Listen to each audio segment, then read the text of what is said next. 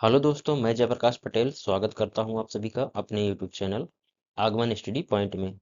तो दोस्तों, जैसा कि आप लोग का बार बार क्वेरी आ रही है कि सर आप यूपी होमगार्ड का प्रैक्टिस सेट करवाइए। इसके पहले मैंने आपको टॉप 50 क्वेश्चन करवाया था। इसमें उस वीडियो में आप सभी का बहुत अच्छा रिस्पांस रहा है। तो आप लोगों ने उसको ज़्यादा से ज़्यादा लाइक किया है।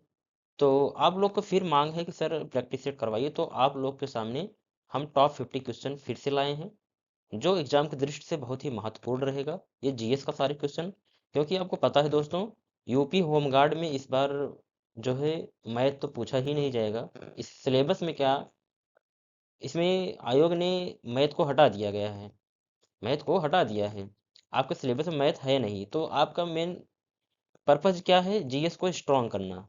एग्जाम से पहले आप जीएस को स्ट्रॉन्ग कर लेंगे तो आप अच्छा स्कोर कर ले जाएंगे, तो आपको सिलेक्शन से कोई रोक नहीं पाएगा। तो दोस्तों, आपके सामने प्रस्तुत है वीडियो। तो आप वीडियो पर बने रहिए अंत तक, और सारे क्वेश्चन को आप नोट डाउन भी कर सकते हैं। तो हम क्वेश्चन नंबर फर्स्ट से स्टार्ट करते हैं यूपी होमगार्ड का। क्वेश्चन नंबर हमारा फर्स्ट क्या कहता है, देखेंगे हम। भगवान बुद्ध को ज्ञान की प्राप्ति कहाँ हुई थी? भगवान बुद्ध को ज्ञान की प्राप्ति कहाँ हुई थी? बोध गया में प्राप्त हुआ था। इसका ऑप्शन नंबर बी हमारा राइट जवाब हो जाएगा। ठीक, वही अगर बात करेगा भगवान बुद्ध ने प्रथम उपदेश कहाँ दिया था, तो सारनाथ में दिया था। वही अगर बात करेगा भगवान बुद्ध का जन्म कहाँ हुआ था, तो लुम्बिनी में हुआ था। ठीक, तो हमारा क्वेश्चन इसमें पूछा भगवान बुद्ध को ज्ञान की प्राप्ति कहाँ हुई थी, तो ऑप्शन नंबर बी हमारा राइट जवाब हो जाएगा। आगे की तरफ बढ़ते हैं दोस्तों, क्वेश्चन नंबर सेकंड की तरफ। देखेंगे क्वेश्चन नंबर सेकंड हमारा क्या कहता है। क्वेश्चन नंबर सेकंड हमारा कहता है, आर्य समाज की स्थापना किसने की थी? तो आर्य समाज की स्थापना किसने की थी? स्वामी दयानंद सरस्वती जी इसका राइट जवाब हो जाएगा। ठीक, इसका ऑप्शन नंबर सी राइट जवाब हो जाएगा। वही अगर बात करेगा दोस्तों, रामकृष्ण परमहंस की बात करेगा, रामकृष्ण परमहंस की स्थापना किसने की थी? स्वामी विवेकानंद जी हो जाएंगे। तो वही बात करेगा, सती प्रथा का सहयोग किसने सब ज्यादा किया अंत कराने के लिए?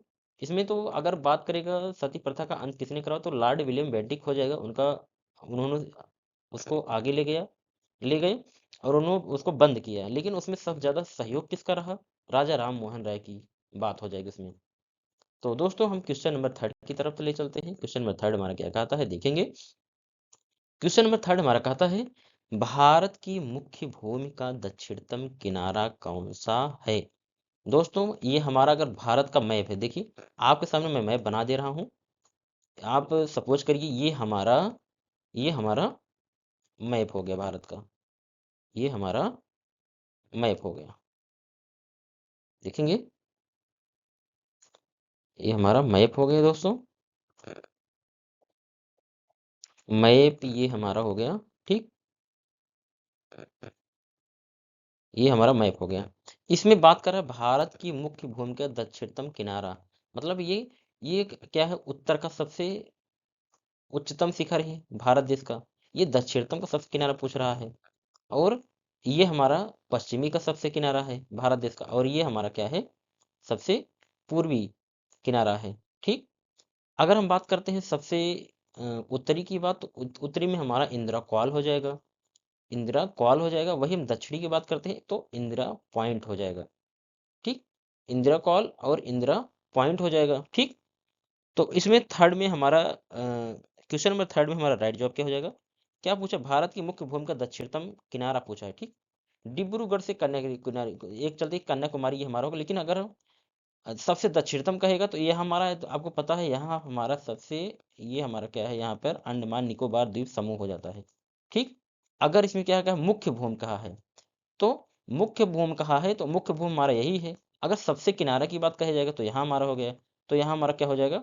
इंदिरा इंदिरा पॉइंट, हमारा इंदिरा पॉइंट यहाँ पे आएगा, और कन्याकुमारी यहाँ आएगा, और यहाँ पर क्या होगा? इंदिरा कॉल आएगा, और यहाँ गुहार मोती आएगा, और ये हमारे सारे राइट जवाब हो जाएंगे। तो भारत की मुख्य भूमि का दक्षिणतम किनारा हमारा क्या हो जाएगा? हमारा कन्याकुमारी हो जाएगा। ऑप्शन नंबर बी हमारा राइट जवाब हो जाएगा। वही अगर पूर्वी की बात कहेगा, पूर्वी को इंदिरा कॉल हो जाएगा, और वही दक्षिणतम कहेगा, सबसे दक्षिणतम, तो इंदिरा पॉइंट हो जाएगा। ठीक, आगे चलते दोस्तों, और पीक पॉइंट हमारा यहाँ पे हो जाएगा। ठीक, आगे चलते हैं दोस्तों क्वेश्चन नंबर 4 की तरफ।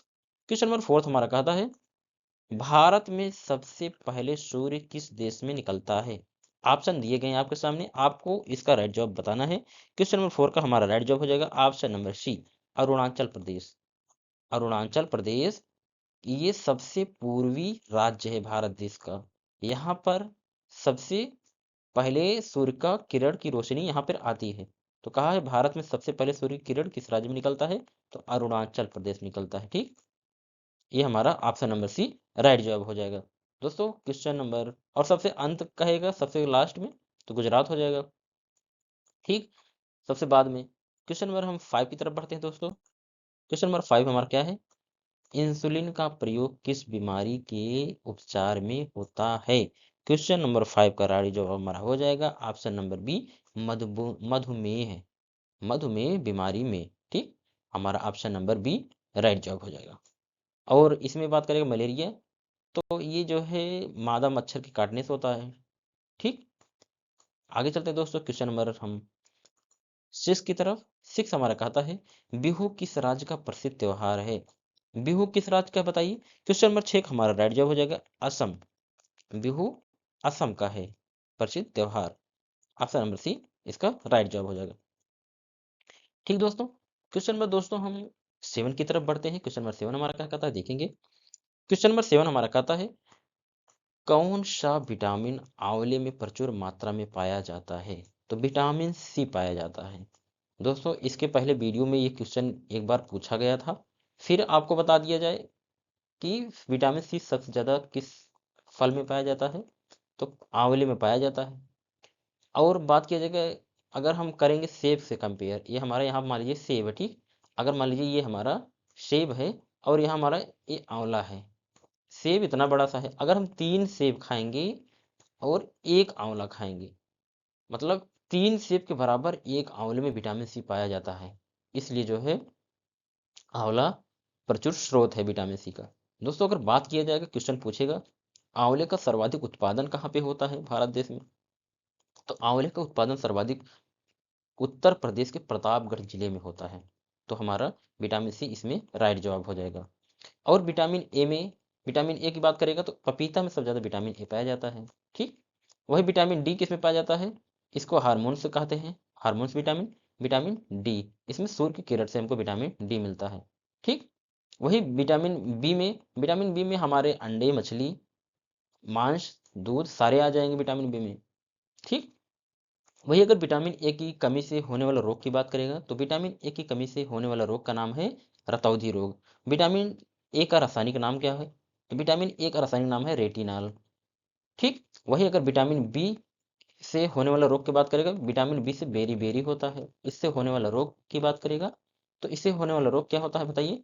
Berry berry. और इसका रासायनिक नाम क्या है? थायमीन। विटामिन सी का बात करते हैं, इसका रासायनिक नाम क्या हो जाएगा? स्कारबिक एसिड।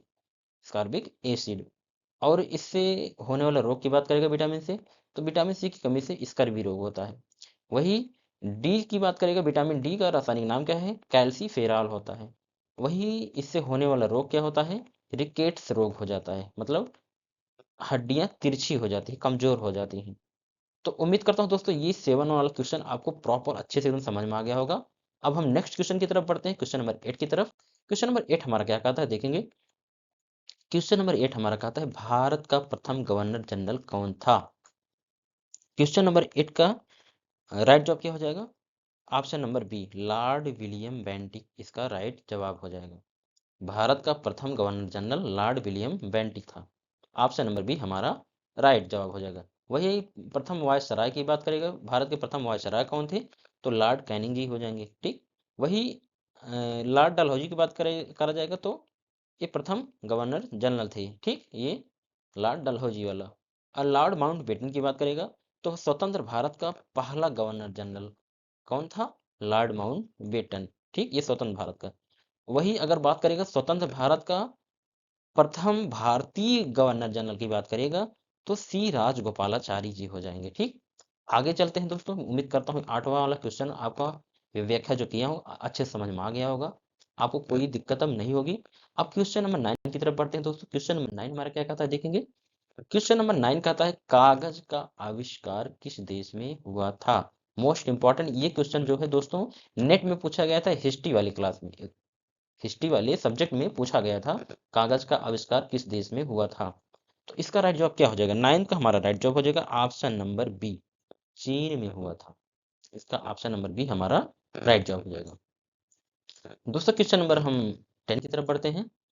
10 हमारा है गौतम बुद्ध का बचपन का नाम क्या था। गौतम बुद्ध के बचपन का नाम क्या था। ऑप्शन नंबर बी हमारा राइट जवाब हो जाएगा, सिद्धार्थ था। ठीक, गौतम बुद्ध का बचपन बचपन का नाम क्या था, सिद्धार्थ था। तो हमारा ऑप्शन नंबर बी राइट जवाब हो जाएगा। दोस्तों क्वेश्चन नंबर हम 11 की तरफ बढ़ते हैं। 11 हमारा क्या कहता है देखेंगे, भारत में सशस्त्र बलों का सर्वोच्च सेनापति कौन होता है। तो कौन होता है बताइए, राष्ट्रपति होते हैं। ठीक, राष्ट्रपति जो है भारत का प्रथम नागरिक होता है। ठीक, ये भारत का प्रथम नागरिक होता है। Option number B. अगर बात करेगा क्वेश्चन में स्वतंत्र भारत के प्रथम राष्ट्रपति कौन थे, तो डॉक्टर राजेंद्र प्रसाद जी हो जाएंगे। वही बात करेगा स्वतंत्र भारत के प्रथम प्रधानमंत्री कौन थे, तो कौन हो जाएगा, पंडित जवाहरलाल नेहरू। ठीक, आगे की तरफ बढ़ते हैं दोस्तों। क्वेश्चन नंबर हम 12 की तरफ। 12 हमारा कहता है रतौंधी किस विटामिन की कमी से होता है। इसके पहले मैंने क्वेश्चन में आपका व्याख्या किया था अच्छे से, इसमें बता दिया था विटामिन ए की कमी से क्या होता है, रतौंधी, ये चीज बता चुका था मैंने। तो इसमें राइट जवाब क्या हो जाएगा, विटामिन ए की कमी से रतौंधी रोग होता है। इसमें क्या होता है, हमको धुंधलापन दिखाई देता है, हमको कम दिखाई देने लगता है। ठीक, आगे और इसमें विटामिन बी है, विटामिन बी की कमी से क्या होता है, बेरी बेरी रोग होता है। वही विटामिन सी की बात करेगा तो इससे स्कर्वी रोग होता है। उससे विटामिन, अगर विटामिन के की बात करेगा तो विटामिन के की कमी से रक्त का थक्का न बनना होता है। वही अगर इन सभी का रासायनिक नाम पूछा जाएगा, विटामिन ए का रासायनिक नाम क्या होता है, रेटिनॉल होता है। वही विटामिन बी का क्या होता है, थायमीन होता है। और वही विटामिन सी का पूछेगा तो एस्कॉर्बिक एसिड होता है। और विटामिन के की कमी से क्या होता है, रक्त का थक्का न बनना। और इसका रासायनिक नाम पूछे क्या हो जाएगा बताइए, इसको आप बताइए क्या होगा। विटामिन के का अ, रासायनिक नाम क्या हो जाएगा, फेलिक्वानिन हो जाएगा। ठीक, आगे की तरफ बढ़ते हैं दोस्तों। क्वेश्चन नंबर 13 की तरफ। क्वेश्चन नंबर 13 कहता है पोंगल किस राज्य का त्योहार है। पोंगल किस राज्य का त्योहार है, तमिलनाडु का त्योहार है। ठीक, ये हमारा ऑप्शन नंबर बी राइट जवाब हो जाएगा। ठीक, इसका ऑप्शन नंबर बी राइट जवाब हो जाएगा। वही कुचिपुड़ी की बात करेगा तो आंध्र प्रदेश को हो जाएगा। ठीक, आगे तरफ बढ़ते हैं दोस्तों। क्वेश्चन नंबर 14 की तरफ। क्वेश्चन नंबर हमारा 14 क्या कहता है देखेंगे, गिद्धा और भांगड़ा किस राज्य के लोक नृत्य हैं। तो गिद्धा और भांगड़ा, भांगड़ा कहाँ बजाया जाता है बताइए, पंजाब में। तो क्वेश्चन नंबर 14 का हमारा राइट जवाब हो जाएगा ऑप्शन नंबर सी राइट जवाब, पंजाब हमारा राइट जवाब हो जाएगा। ठीक, आगे तरफ बढ़ते हैं दोस्तों। क्वेश्चन नंबर 15 की तरफ। दोस्तों ये हमारे द्वारा आपको अगर दिए गए कंटेंट आपको पसंद आ रहा है तो आप वीडियो को ज़्यादा से ज़्यादा अपने भाई और बहन को शेयर करें, ताकि उनको अच्छा कंटेंट कम समय में और व्याख्या के साथ उनको मिल पाए। और उनको बताइए कि इस चैनल पे अच्छे से अच्छा कंटेंट दिया जाता है यूपी होमगार्ड के लिए, प्रैक्टिस सेट के लिए। ठीक, तो आगे बढ़ते हैं क्वेश्चन नंबर हम 15 की तरफ। दोस्तों क्वेश्चन नंबर 15 हमारा है टेलीविजन का आविष्कार किसने किया था। तो टेलीविजन का आविष्कार किसने किया था, क्वेश्चन नंबर हमारा 15 का राइट जवाब क्या हो जाएगा, ऑप्शन नंबर ए, जॉन लॉगी बियर्ड। इस किसकी खोज किए थे, टेलीविजन की खोज किए थे। ठीक, वही अगर ग्राहम बेल की बात करेगा तो किसकी खोज किए थे, टेलीफोन की। ठीक, वही विद्युत का एडिसन। ठीक है, आगे बढ़ते हैं दोस्तों। क्वेश्चन नंबर हम 16 की तरफ। क्वेश्चन नंबर 16 हमारा क्या कहता है, भारत की पहली महिला शासिका कौन थी। मोस्ट इंपॉर्टेंट क्वेश्चन, इस क्वेश्चन पर आप स्टार लगा के चलिएगा। ये क्वेश्चन पूछ भी सकता है, भारत की पहली महिला शासिका कौन थी। तो क्वेश्चन नंबर 16 का हमारा राइट जवाब क्या हो जाएगा, ऑप्शन नंबर बी, भारत की पहली महिला शासिका रजिया सुल्तान थी। ठीक, ये ऑप्शन नंबर बी हमारा राइट जवाब हो जाएगा। दोस्तों क्वेश्चन नंबर हम 17 की तरफ बढ़ते हैं। 17 हमारा कहता है मछली किसकी सहायता से सांस लेती है। तो किसकी सहायता से सांस लेती है बताइए, इसका राइट जवाब क्या हो जाएगा? 17 का राइट जवाब हो जाएगा ऑप्शन नंबर सी। गिल से लेती है, जिसको हम बोलते हैं गलफड़ा से सांस लेती है, ठीक। इसीलिए जो है वो बाहर निकालने पर मर जाती है। अब आपको एक कंफ्यूजन होता होगा कि सर ये जो मछली होती है पानी में सांस कैसे लेती है गलफड़ों से, उसमें ऑक्सीजन होता है क्या? तो इसके लिए मैं आपको बता दूं, जी बिल्कुल, पानी में ऑक्सीजन होता है, बहुत कम मात्रा में, मतलब बहुत उसमें से स्पेस होता है पानी में, उसी से जो है उसमें ऑक्सीजन होते हैं पानी में, और उसी ऑक्सीजन को मछली गलफड़े के द्वारा सांस लेती है, और इसीलिए वो जिंदी रहती है पानी में। अगर आप कहेंगे सर वो बाहर निकाले मर क्यों जाती है, बाहर तो बहुत ज़्यादा ऑक्सीजन है, तो आपको जानकारी के लिए बता दूं, देखिए मछली को जो है ज़रूरत से ज़्यादा ऑक्सीजन आप देंगे तो वो मर ही जाएगी। अभी आपको कह दिया जाए आप जो है खाना खूब ढेर सारा खा लीजिए, आप कह दिए जो आप महीने में खाना खाते हैं, आप जो है एक महीने में जो खाना खाते हैं आप वही एक दिन में खा लीजिए, एक घंटे में 2 घंटे में खा लीजिए, तो क्या आप खा लेंगे? आपको दिक्कत हो जाएगी। इसीलिए मछली को भी दिक्कत होती है, जब वो बाहर आती है तो उसको ऑक्सीजन की अधिकता ज़्यादा होने लगती है, इसलिए वो मर जाती है।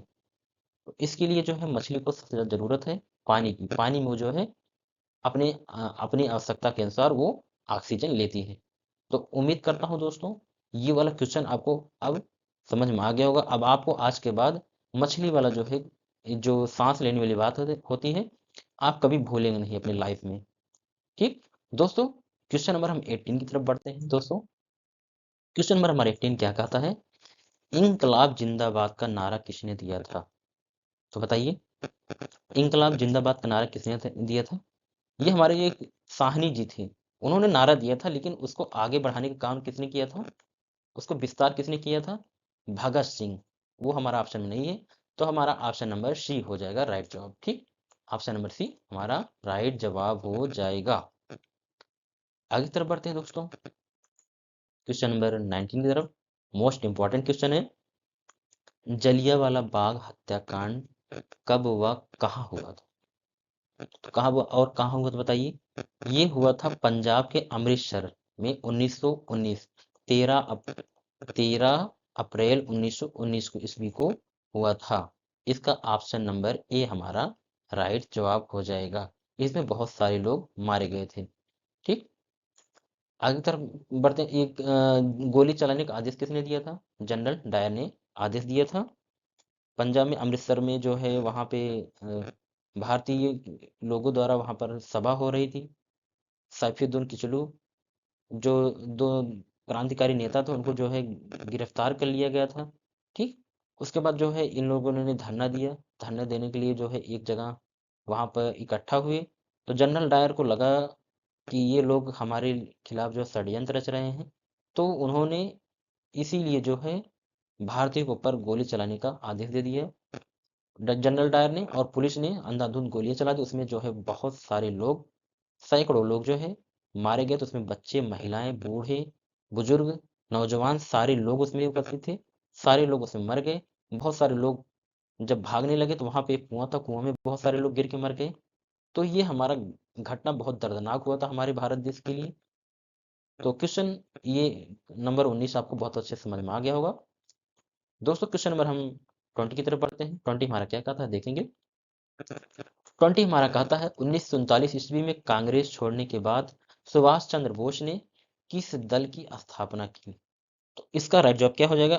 क्वेश्चन नंबर 20 का हमारा राइट जवाब हो जाएगा option number B, Harvard block की स्थापना किया था। इसका हमारा राइट जवाब हो जाएगा हार्वर्ड ब्लॉक। आगे की तरफ बढ़ते हैं दोस्तों, क्वेश्चन नंबर अगर गदर पार्टी हो जाएगा, गदर पार्टी का सामना किसने किया था? लाला हरदयाल, ठीक। स्वराज पार्टी वही मोतीलाल नेहरू और चित्तरंजन दास, इसका राइट जवाब हो जाएगा। दोस्तों हम क्वेश्चन नंबर 21 की तरफ बढ़ते हैं। 21 हमारा क्या है? पंजाब केसरी किसे कहा जाता है? पंजाब केसरी की बात करेगा जाएगा तो इसमें लाला लाजपत राय जी हो जाएंगे, पंजाब केसरी उनको कहा जाता है, ठीक। आगे की तरफ बढ़ते हैं दोस्तों, लाला हरदयाल आपको बता दिए थे।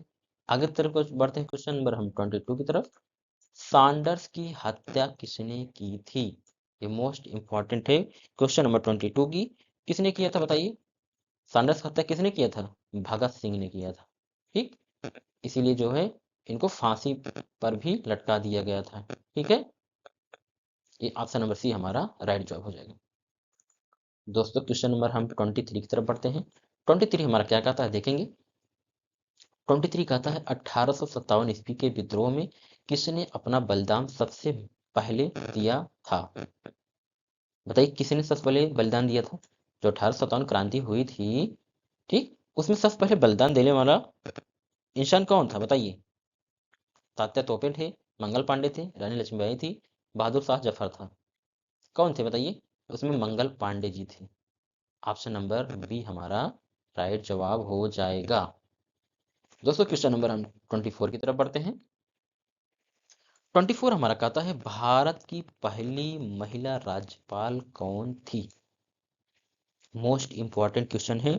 24 का राइट जवाब क्या हो जाएगा? सरोजिनी नायडू।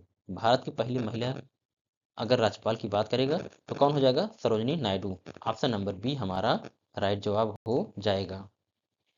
दोस्तों क्वेश्चन नंबर हम 25 की तरफ बढ़ते हैं। 25 हमारा क्या कहता है देखेंगे। 25 हमारा कहता है माउंट एवरेस्ट पर 2 बार चढ़ने वाली पहली महिला कौन थी? तो कौन थी बताइए? 25 हमारा राइट जवाब हो जाएगा संतोष यादव। आपको ध्यान रखना है, संतोष यादव उनका नाम था। वो महिला का नाम क्या था? संतोष यादव। ये क्वेश्चन बहुत बार पूछा भी गया है अन्य कंपटीशन एग्जाम में, तो आपको याद रखना है। माउंट एवरेस्ट पर चढ़ने वाली 2 बार चढ़ने वाली पहली महिला कौन थी? संतोष यादव।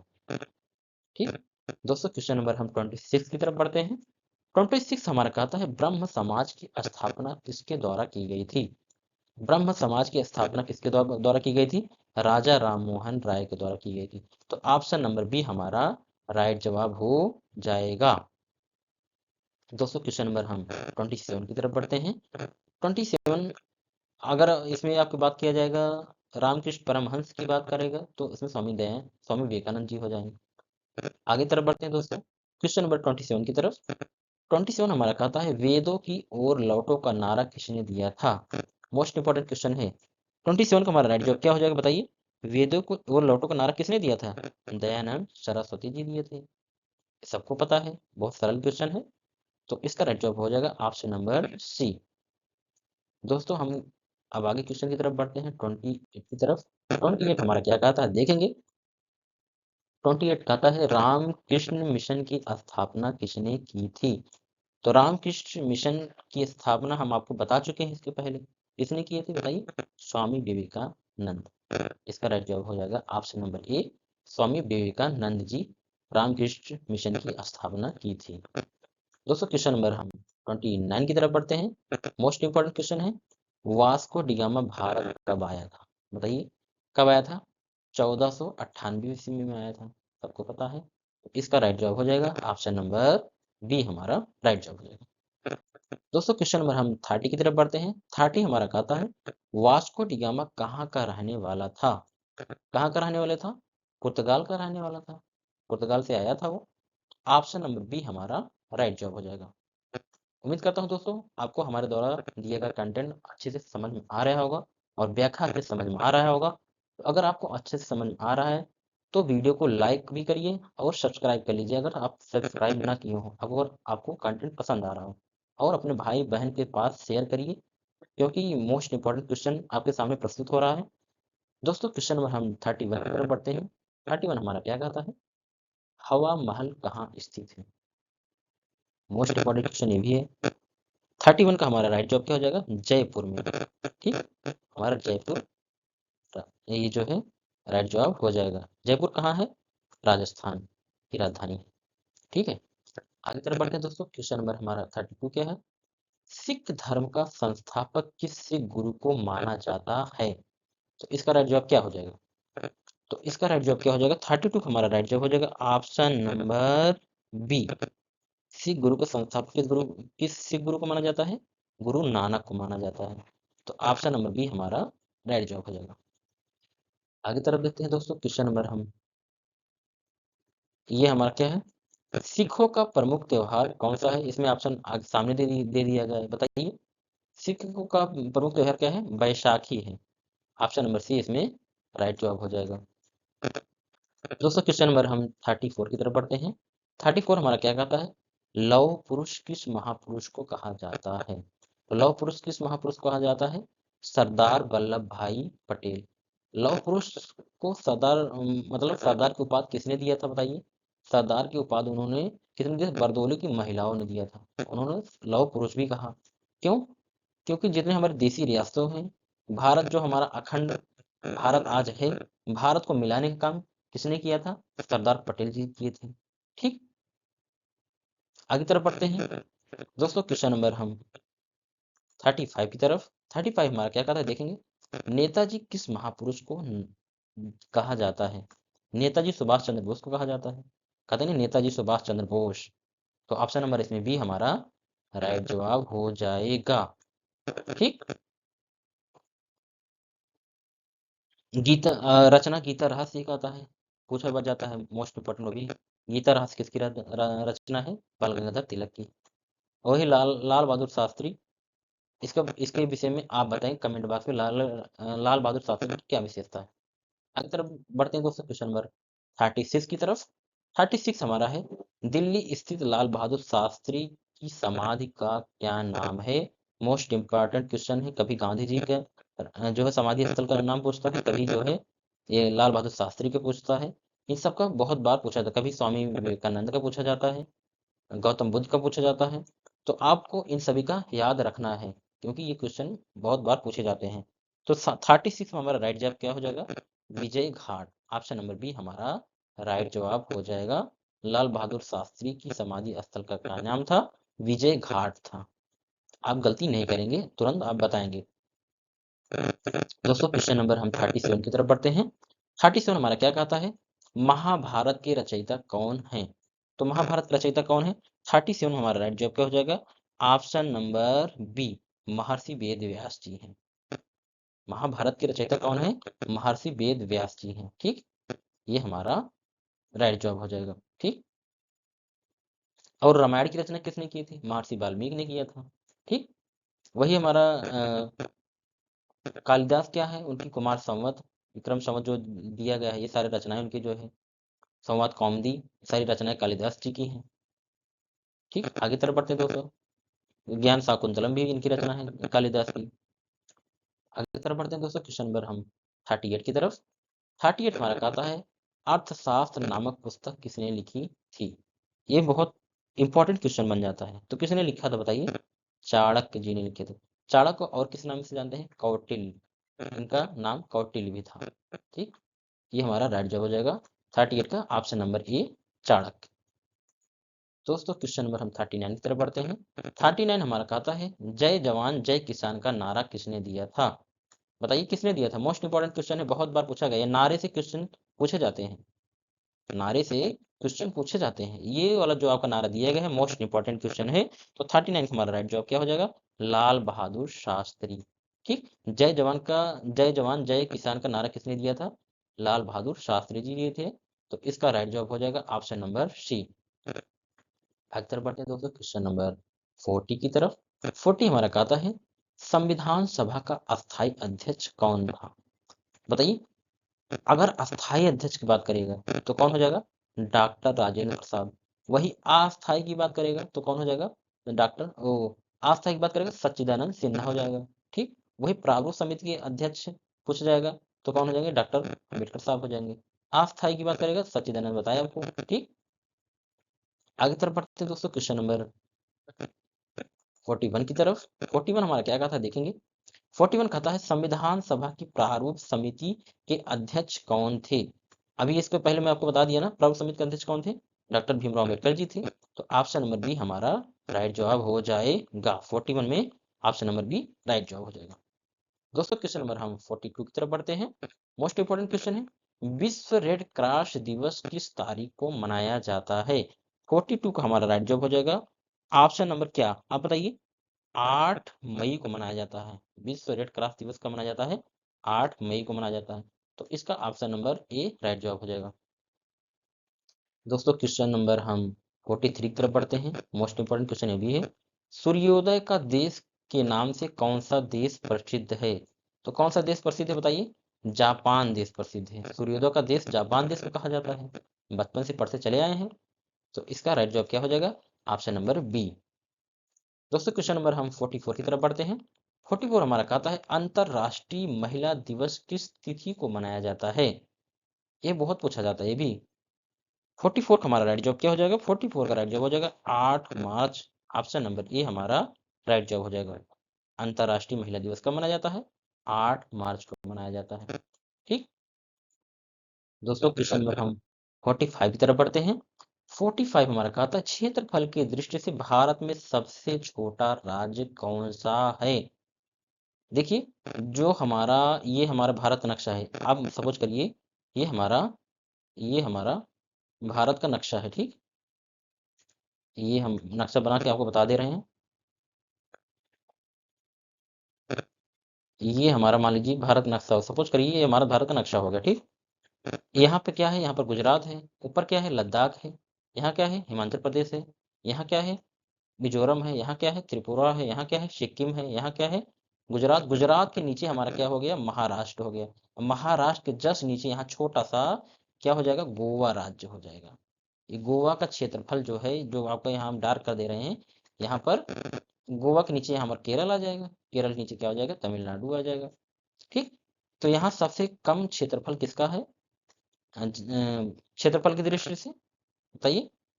तो गोवा राज्य का हो जाएगा। तो ऑप्शन नंबर बी हमारा राइट जवाब हो जाएगा। ठीक वही जनसंख्या की दृष्टि से सबसे छोटा राज्य पूछा जाएगा तो कौन सा हो जाएगा? सिक्किम हो जाएगा। क्षेत्रफल पूछेगा तो गोवा हो जाएगा। दोस्तों क्वेश्चन नंबर हम 46 की तरफ बढ़ते हैं। 46 हमारा कहता है ओणम किस राज्य का प्रसिद्ध त्योहार है? बताइए ओणम किस राज्य का प्रसिद्ध त्योहार है? 46 का राइट जवाब क्या हो जाएगा? तो ओणम केरल राज्य का प्रसिद्ध त्योहार है। ठीक इसका राइट जवाब हो जाएगा ऑप्शन नंबर बी। राइट जवाब हो जाएगा। कोई पोंगल पूछेगा। पोंगल किस किस राज्य का त्योहार है? तमिलनाडु का हो जाएगा। ठीक कुचिपुड़ी कहाँ का है? आंध्र प्रदेश का है। दोस्तों क्वेश्चन नंबर हम 47 की तरफ बढ़ते हैं।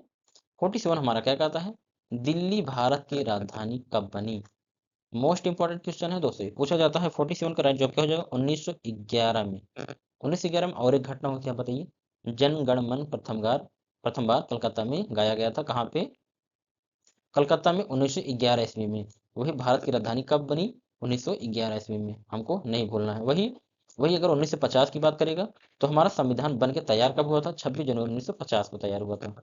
स्वतंत्र दिवस कब मनाया जाता है बताइए? 15 अगस्त 1947 को मनाया जाता है। ठीक आगे तरफ बढ़ते हैं दोस्तों। क्वेश्चन नंबर हम 48 की तरफ। 48 हमारा कहता है सबसे चमकीला ग्रह कौन सा है? मोस्ट इंपॉर्टेंट क्वेश्चन है। तो कौन सा ग्रह है? शुक्र ग्रह है।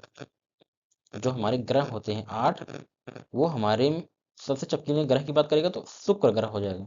वही अगर कुल ग्रह की संख्या पूछा जाएगा तो कुल ग्रह 8 होते हैं। अगर क्रम पूछ लिया जाएगा तो सबसे पहले जो है बुध होता है, उसके बाद शुक्र होता है, उसके बाद पृथ्वी होता है, उसके बाद मंगल होता है, उसके बाद बृहस्पति होता है, उसके बाद शनि होता है, उसके बाद अरुण होता है, उसके बाद वरुण होता है। ये हमारा यहाँ हमारा सूर्य हो जाएगा। ठीक यहाँ हमारा ये सूर्य हो जाएगा मान लो। ठीक ये हमारा सूर्य है। तो सबसे पहले हमारा बुध आएगा, उसके बाद शुक्र आएगा, बुध उसके बाद पृथ्वी आएगा, उसके बाद मंगल आएगा, उसके बाद बृहस्पति आएगा, उसके बाद शनि आएगा, उसके बाद अरुण हो जाएगा, उसके बाद वरुण। इसकी संख्या कितनी हो जाएगी? एक, एक, दो, तीन, चार, पाँच, छ, सात, आठ। टोटल हमारे कितने ग्रह हो गए? 8 ग्रह हो गए। ये हमारे क्रम हो गए। ये हमारा सूर्य हो गया यहाँ पे। ये हमारा सूर्य हो गया। ठीक ये हमारे अगर क्रम पूछेगा तो हम बुध शुक्र पृथ्वी मंगल बृहस्पति शनि अरुण वरुण बताएंगे।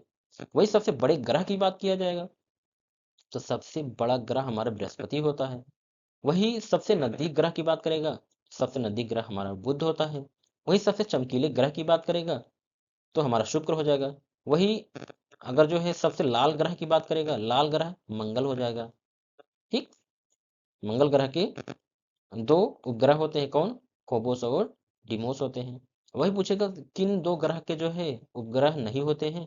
तो बुध के नहीं होते हैं और शुक्र नहीं होते हैं। पृथ्वी का एकमात्र उपग्रह कौन सा है? पूछेगा पृथ्वी का एकमात्र कौन सा उपग्रह है? तो चंद्रमा हमारा एकमात्र उपग्रह है पृथ्वी का। ठीक राइट जवाब हमारा चंद्रमा हो जाएगा। तो उम्मीद करता हूँ ये व्याख्या 48 का जितने मैं दिया हूँ आपको अच्छे तरीके से समझ में आ गया होगा। अब आपको उम्मीद करता हूँ कन्फ्यूजन नहीं होगी। दोस्तों क्वेश्चन नंबर हम 49 की तरफ बढ़ते हैं। 49 हमारा क्या कहता है देखेंगे।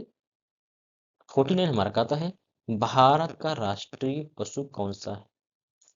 वही अगर उत्तर प्रदेश का राजकीय पशु पूछेगा तो बारहसिंगा हो जाएगा। वही अगर बिहार पूछा जाएगा तो बैल हो जाएगा। ठीक। वही अगर जो भारत का राष्ट्रीय पशु पूछेगा, भारत का राष्ट्रीय पशु क्या है, बाघ है। बचपन से पढ़ते चले आएंगे, क्लास 1 से ही पढ़ते चले आए हैं, भारत का राष्ट्रीय पशु क्या है, बाघ है। तो ऑप्शन नंबर सी हमारा राइट जवाब हो जाएगा। शेर नहीं है, शेर को नहीं मानना, इसमें राष्ट्रीय पशु बाघ हो जाएगा। दोस्तों नेक्स्ट एंड लास्ट क्वेश्चन हम बढ़ते हैं इस प्रैक्टिस सेट का। क्वेश्चन नंबर 50 हमारा क्या कहता है देखेंगे। क्वेश्चन नंबर 50 हमारा कहता है भारत का राष्ट्रीय खेल कौन सा है। तो भारत का राष्ट्रीय खेल की बात करिएगा कौन सा है, हॉकी है। ऑप्शन नंबर सी हमारा राइट जवाब हो जाएगा। ठीक। तो दोस्तों उम्मीद करता हूं हमारे द्वारा दिया गया कंटेंट आपको अच्छे से समझ में आया होगा, आपको पसंद आया होगा। अगर आपको पसंद आया हो तो आप अपने भाई और बहन के पास और अपने मित्रों के पास ये वीडियो को शेयर करिए ताकि उनको कम समय में अच्छा कंटेंट मिल पाए। तो दोस्तों हम अब आगे नेक्स्ट वीडियो में मिलेंगे नेक्स्ट कंटेंट के साथ। तो आज के लिए बस इतना ही। धन्यवाद।